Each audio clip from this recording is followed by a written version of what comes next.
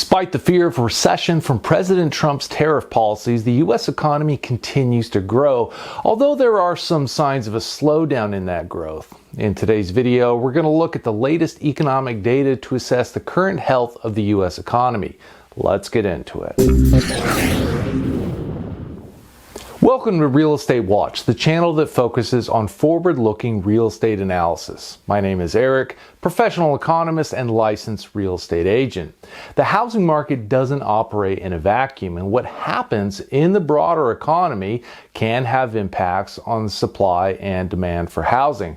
So I like to keep an eye on it. The most recent data we got on the economy is the June jobs report.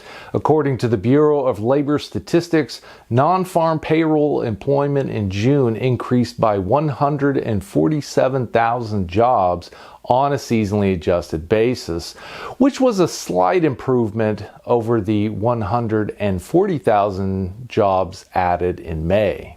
With this June data, we now have labor market data on all 3 months of the second quarter, and overall job growth did improve over the first quarter. It's pretty hard to be in the middle of a recession when the labor market continues to grow. But job growth can be seen as a lagging indicator of economic health. So let's look at some more direct indicators. Consumer spending is a crucial part of the U.S. economy, given that it makes up more than 2/3 of GDP. We now have 2 months of consumer spending data for the second quarter, and there's some good news and some bad news to report. In May, personal consumption expenditures decreased by 0.3% from April. That's the bad news. It wasn't a big drop, but lower consumer spending numbers are never good for an economy that relies on the consumer for 2/3 of its output.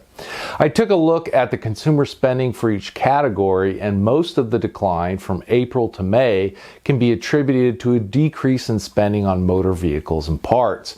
We've seen a lot of movement in this category the last few months, likely due to uncertainty around President Trump's tariff policies, and the May spending level actually isn't that bad and is in line with the trend over the last year or so when we ignore the recent volatility. The good news in the latest consumer spending data is that we are still on track for positive growth for the second quarter overall, as long as there isn't considerable weakness in the June data. Given that job growth was positive in June, it is unlikely that spending would decline significantly for that month. Looking at April and May together and calculating the 3-month annualized change, which gives a good sense of where things are shaping up for the quarterly growth, consumer spending for the first 2 months of the second quarter is up 2.4% from the first 2 months of the first quarter, which is a drastic improvement over the 0.5% growth in the first quarter overall. Let's turn now to see how Trump's tariff policy so far may be affecting the economy. Exports in April increased a bit, but the big story is on the import side. Imports plummeted in April as many companies put off orders due to the announcement of President Trump's Liberation Day tariffs. Those tariffs were later delayed, but a result of the announcement is that it put a big dent in the amount of imports coming in. As a result, the trade deficit shrank to its smallest level since September 2023. It remains to be seen what the trade situation will be like in the May and June data, but the April numbers will give a good boost to second quarter GDP as imports act as a negative in the GDP calculation. But the flip side of the lower level of imports is that it may be contributing to lower levels of domestic manufacturing, as some of those imports that usually would have come in but didn't may have been inputs in some manufacturing processes. Total industrial production has been weak in the second quarter, although still growing. The average 3-month annualized change for April and May came in at 0.9%. In contrast, first quarter growth was 4.6% on an annualized basis, so there does seem to be some signs that domestic manufacturing has slowed. Another big swing item in the GDP calculations is what happens with business inventories. The average 3-month annualized change for manufacturing inventories in April and May was 1.5%, down from 2.2% in the first quarter. Retail inventories were down 0.8% over the same time period, the same as in the first quarter. Wholesale inventories were up 2.2% for April and May, which was down for the 3.3% in the first quarter. Add them all up, and manufacturing, wholesale, and retail inventories increased by an annualized 1% for April and May compared to the first 2 months of the first quarter, which was down from the 1.5% annualized growth in the first quarter overall.